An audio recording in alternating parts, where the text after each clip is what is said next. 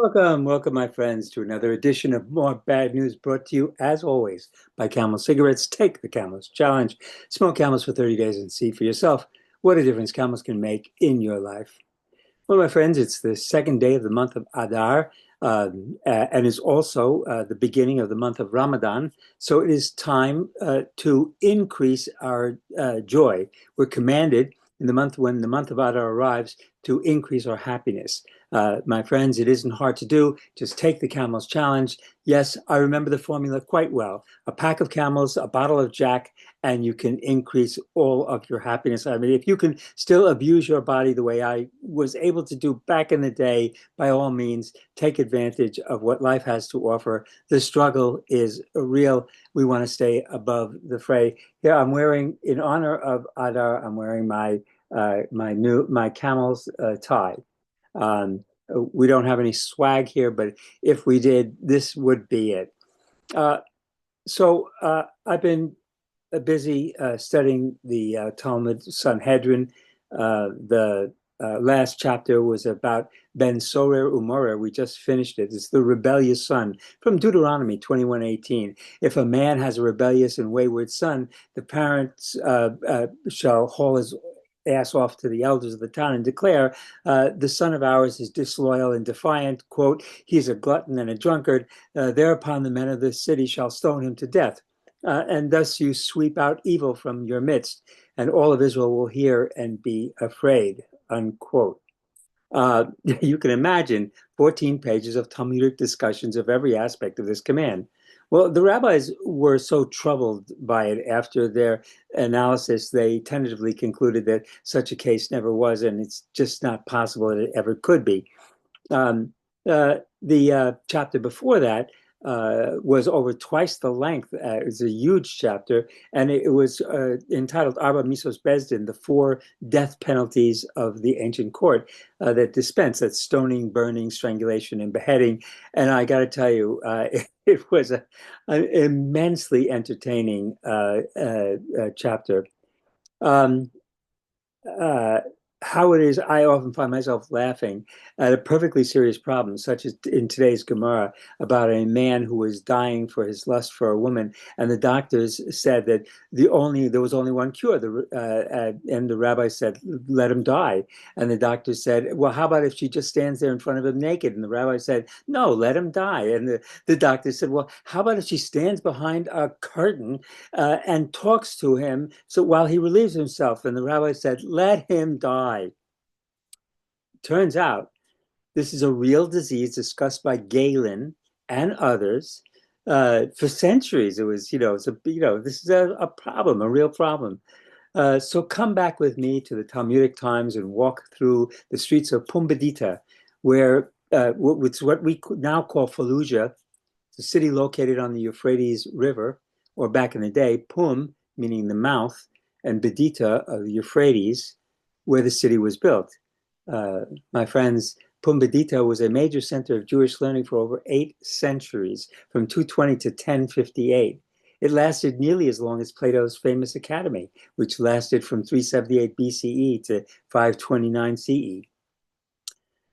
So that's one of the things that I've been doing, occupying myself. And the other, I have been doing archival work.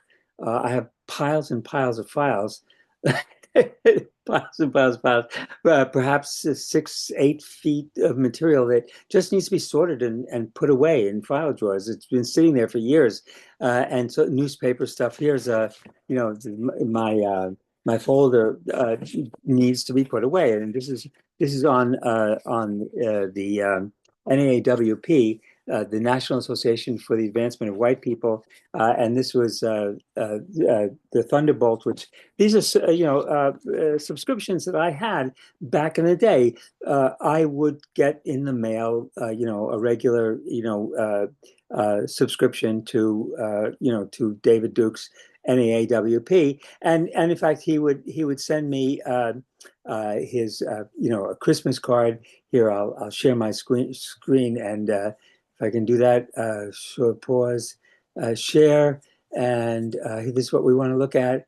Yeah, and share. So So this is David Dukes, Christmas card that he would send every year. And as you see, he wished me a Merry Christmas and may they forever be white.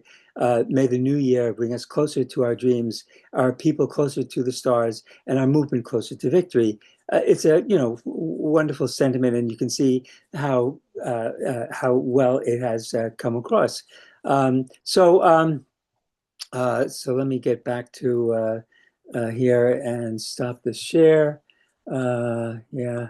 All right. So that was one of the things that I've been doing, putting things away. Let me just show you this. So this was I stopped the share too quickly. Here, let me share again and show you this one. Um, so in 1992, I got this invitation for the West Michigan branch of the National Association for the Advancement of White People was going to be inaugurated, and they were having a big banquet, and David Duke was going to be the keynote speaker. So naturally, but $15, I'm telling you, it was terrific. It was a chicken dinner. I mean, the whole thing was very nice. So naturally, I went to the affair, and then took some notes. Uh, so let me just. So I think that's enough for that. We can stop the share. Yeah. Um, yeah.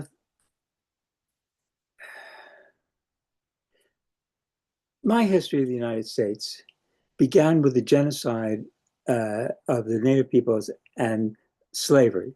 Uh, Slavery was followed by Jim Crow. The US fought Nazi Germany with the Jim Crow army. We developed and used the first nuclear weapons.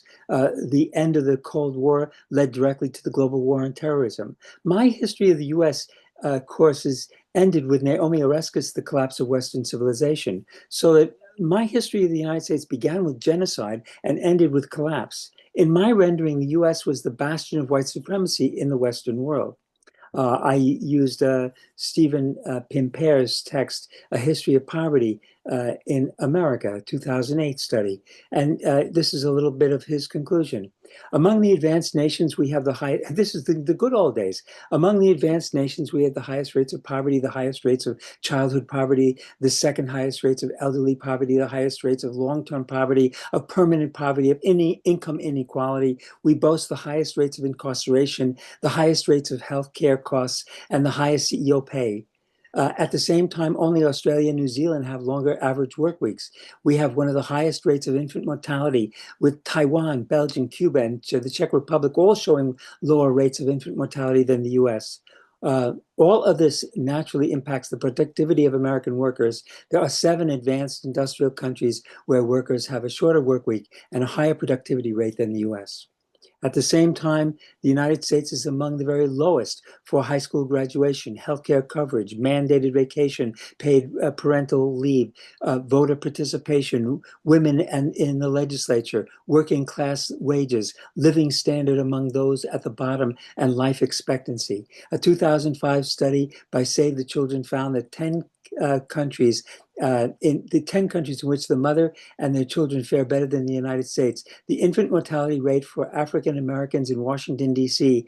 is higher than in the poor Indian state of Kerala. And the overall infant death rate in the United States is the same as in Malaysia. Men in Bangladesh stand a better chance of surviving to age 65 than a Black man born in Harlem. There is much that is exceptional about the United States, much that is extraordinary and worthy of celebration, but many Americans, perhaps most, would be better off elsewhere. As social welfare analyst David Wagner has observed, it may be that our self-congratulatory rhetoric, what he calls the virtue talk, obscures the less noble reality. Americans do less for the least among us than do other Western industrial nations. That's it, folks. A selfish, mean-spirited people now in decline. Uh, it's going to be ugly. Most of us have been raised to think that the future in terms of progress. But if, like me, you think that our civilization is collapsing and our species is headed to extinction in the near term, you look at the present as the golden age, the good times. I've said it repeatedly that these are the last of the best days. Nothing is going to get better. There is going to be a synergistic pandemic of viral diseases. Violence is going to increase exponentially and expand into global conflict that will be more devastating than World War II. If you want to prepare for our future, I recommend reading Emanuel Ringelblum's Diary of the Warsaw Ghetto. American society is going to descend into genocidal violence aimed at Jews, non-white minorities, and white liberals. And you don't need to follow the details of the abandonment of Ukraine and the abandonment of our healthcare and the destruction of our military and intelligence capabilities and the creation of a government entirely incapable of responding to any threats. The government is the threat and acts synergistically with all the natural challenges brought about by our climate crisis. So what did you see, my blue-eyed son? I saw HIV/AIDS, tuberculosis, H5N1, COVID, RSV, and flu, 29 million cases, the worst since 2009. I saw measles and mumps and rubella, and it's a hard rain is going to fall. My friends, our collapse will be rapid and brutal. I want to take this opportunity to apologize for my failure to change the course of our decline. I tried and failed. All I can say is that I appreciate your patience and I apologize for the inconvenience. Until next time, stay safe. The struggle is real, and I worry about the brave warriors out there still carrying on the struggle. So keep your heads above the water, breathe deeply, and stay away from the rabbit holes. On Purim, faced with the reality of genocide, we're commanded to get inebriated to the point where we can't distinguish between Trump and Biden or Mordecai and Haman. Good luck. Until next time, this is more bad news. I'll see you in 2 weeks, God willing.